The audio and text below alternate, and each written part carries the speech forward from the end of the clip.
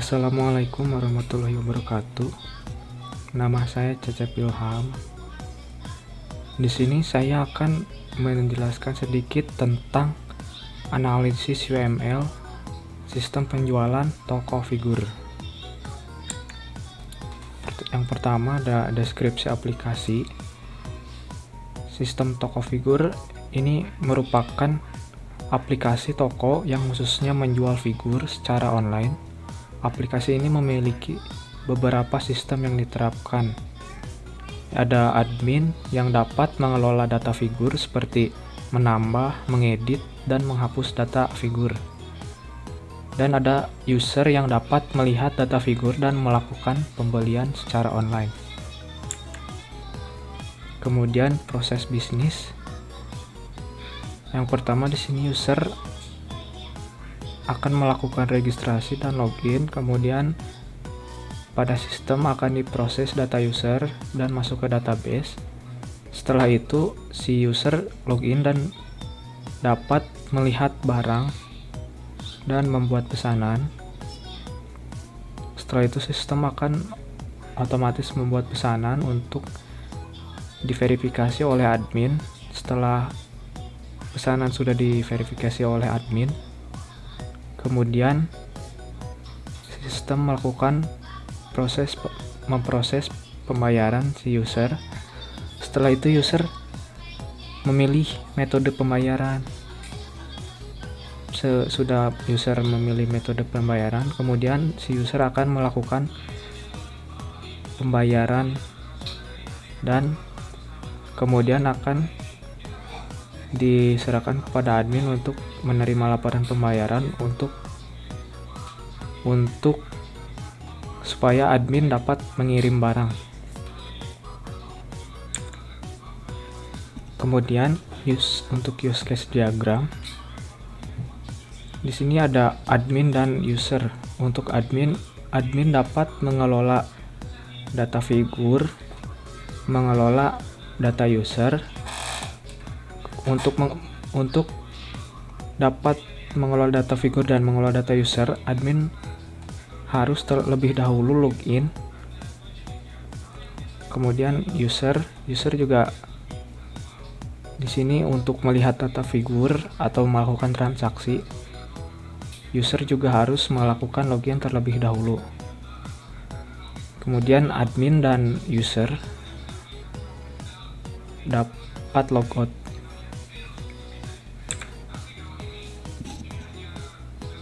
Activity diagram. Di sini yang pertama user akan melakukan registrasi. Kemudian database akan menyimpan data registrasi si user. Kemudian user akan melakukan login, memasukkan username dan password.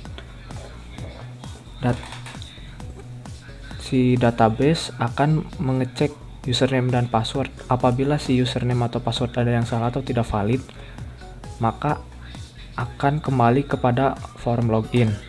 Tetapi jika database mengecek username dan password valid atau benar, maka kemudian akan masuk ke menu. Setelah masuk ke menu, user dapat memilih figur dan memesan barang atau produk.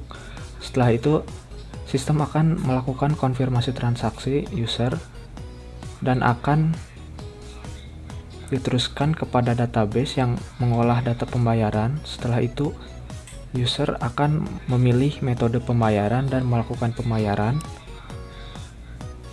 dan setelah itu database akan menyimpan data transaksi.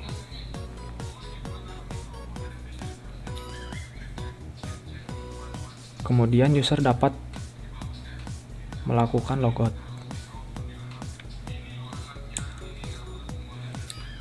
Selanjutnya ada sequence diagram. Yang ini ada sequence diagram login. Di sini ada user. Apabila ada user di sini akan melakukan login dengan memasukkan username dan password. Kemudian database akan mengecek validasi username dan password itu apakah benar atau salah. Kemudian jika username atau password tidak valid, maka akan dikembalikan kepada form login. Tetapi apabila login berhasil, si database berhasil memvalidasi username dan password dengan benar, maka akan menampilkan menu. Kemudian ada sequence diagram untuk pembelian. Di sini pembelian untuk user, ada user. Yang pertama, user melakukan login dengan cara memasukkan username dan password. Kemudian jika valid, maka user akan dapat memilih produk yang akan dibeli. Setelah itu, user dapat melakukan pemesanan barang yang akan dibeli. Kemudian user dapat memilih sistem pembayaran, apakah dengan transfer atau dengan credit card atau debit. Setelah itu barang akan dikirim kepada user.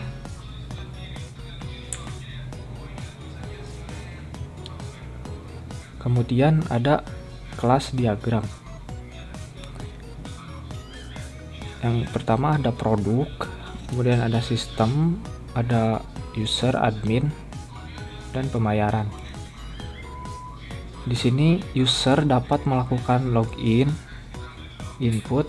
Maksudnya input di sini adalah seperti registrasi akun. Kemudian mengedit, yaitu misalkan mengubah password dan logout. Kemudian ada admin dapat melakukan login, input barang, delete barang, ataupun bisa juga melakukan delete user, melakukan edit dan logout. Kemudian ada produk dapat di input, delete, edit, dan update oleh admin.